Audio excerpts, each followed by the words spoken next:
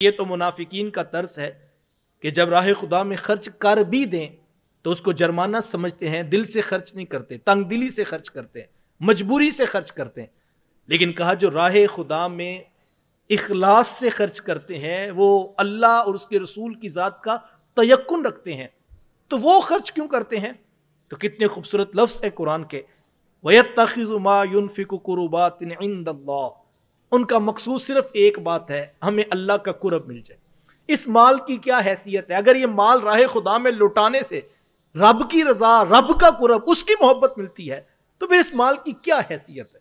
اللہ اکبر۔ وہ چاہتے یہ ہیں ہمیں رب کا قرب مل جائے، مال تو سارا بھی لٹانا پڑے تو کوئی ٹینشن نہیں ہے۔ حضور نے اعلان کیا تھا نا کہ صحابہ جہاد کے لیے فنڈ پیش کرو، تو جناب عمر آدھا مال لے کر بارگاہ رسالت میں حاضر ہو گئے اور عرض کی کہ حضور آدھا گھر والوں کے لیے چھوڑا ہے اور آدھا آپ کی خدمت اقدس میں لے کر حاضر خدمت ہوں۔ بڑی بات ہے یار، بندے کے پاس 1 کروڑ روپیہ ہو، 50 لاکھ ایک لمحے میں فیصلہ کر کے اللہ رسول کی راہ میں خرچ کر دے، بہت بات ہے۔ 50% آدھا مال بھی پیش کرتے ہیں، بہت بڑی بات ہے۔ اور حضرت عمر فرماتے ہیں میں اس دن بڑا خوش تھا کہ ہو نہ ہو آج تو ابو بکر سے بازی میں ہی لوں گا، چونکہ میرے پاس مال کی فراوانی تھی اور میں انتظار کر رہا تھا کہ اب جناب ابو بکر کیا لے کر آتے ہیں۔ یہ صحابہ کا وہ جذبہ تھا نا جو قرآن نے کہا فَاسْتَبِقُوا الْخَيْرَاتِ، نیکی کے کاموں میں ایک دوسرے سے آگے بڑھو۔ جذبہ تو نیکی میں بڑھنے کا دیا گیا تھا کہ تم نے اگر کمپیریزن کرنا ہو، تمہیں شوق آ جائے تو نیکی میں ایک دوسرے سے آگے بڑھو، لیکن آج ہم گناہوں میں آگے بڑھ رہے ہوتے ہیں اور ہم جو ہے برائی میں ایک دوسرے کا مقابلہ کر رہے ہوتے ہیں۔ کاش کہ نیکی کا ماحول بن جائے۔ حضرت عمر فرماتے میں انتظار کر رہا تھا کہ جناب ابو بکر اب کیا لے کر آتے، اور جب وہ حاضر خدمت ہوئے، یقین جانیے آنے والے عاشق کا انداز انوکھا، نرالا اور البیلا تھا۔ لانا کیا تھا؟ اب بدن پہ کپڑے بھی اپنے نہیں تھے، ایک ٹاٹ کا خرقہ پہنا تھا اور کانٹے کے بٹن لگے ہوئے تھے، اور سب کچھ لا کر بارگاہ رسالت میں پیش کر دیا۔ تو حضور علیہ السلام نے پوچھا کہ ابو بکر گھر والوں کے لیے بھی کچھ چھوڑا ہے؟ تو کتنا خوبصورت جواب ہے، حضور میرے آنکھوں کے سامنے بھی آپ ہیں، ابو بکر کے گھر میں بھی آپ ہیں، اللہ اور اس کا رسول چھوڑ کے آیا ہوں۔ جب حضور نے مانگا ہے تو پھر کیوں نہیں ابو بکر پیش کریں گے؟ سب کچھ پیش کر دیا۔ تو پیش کرنے کا مقصد کیا ہوتا ہے؟ قربات عند اللہ۔ یار اگر یہ مال خرچ کر کے اللہ کا قرب مل جائے تو اور چاہیے بھی کیا؟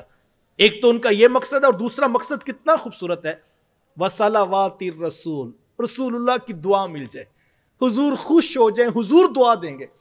اور حضور کو خوش کیا ایک دن حضرت عثمان غنی رضی اللہ تعالیٰ عنہ نے، جب حضور علیہ السلام نے جہاد کے لیے فنڈ کی ترغیب دی، انہوں نے عرض کیا کہ حضور میں 100 اونٹ بما ساز و سامان خدمت اقدس میں پیش کرتا ہوں۔ حضور خوش ہوئے اور پھر حضور نے ترغیب دی، انہوں نے کہا حضور 200 اونٹ کا وعدہ کرتا ہوں۔ حضور خوش ہوئے لیکن حضور نے پھر ترغیب دی۔ حضرت عثمان غنی رضی اللہ تعالیٰ پھر کھڑے ہوئے اور عرض کیا حضور میں 100 اونٹ مزید پیش کرنے کا وعدہ کرتا ہوں۔ 300 اونٹ بما ساز و سامان خدمت اقدس پہ پیش کیے، اور جب عملاً کھڑے ہونے کی باری آئی تو کتابوں میں آتا ہے 950 اونٹ لا کر کتاروں میں حضور کی نگاہ کے سامنے کھڑے کر دیے۔ حضور اتنے خوش ہوئے، درہم دینار لا کر حضور کی جھولی میں ڈالے جناب عثمان غنی رضی اللہ تعالیٰ عنہ۔ اور حدیث میں آتا ہے حضرت نبی رحمت صلی اللہ علیہ وسلم یوں اپنی جھولی سے وہ درہم وہ دینار اٹھاتے اور حضور یوں اوپر کرتے اور ساتھ فرماتے لوگو آج کے بعد عثمان جو کام بھی کرے گا عثمان کو نفع ہی ہوگا، عثمان کو نقصان نہیں ہوگا، عثمان کو خیر اور بلائی ملے گی۔ تو ان کا مقصد یہ ہے وصلوات الرسول، راہ خدا میں خرچ کریں تو رسول اللہ کی دعا ملتی ہے۔ اس آیت سے یہ بھی پتہ چلا کوئی شخص اگر حضور کی دعا لینا چاہے راہ خدا میں خرچ کرنا شروع کرے، جو راہ خدا میں خرچ کرتا ہے حضور کی دعائیں ان کو ملا کرتی ہیں۔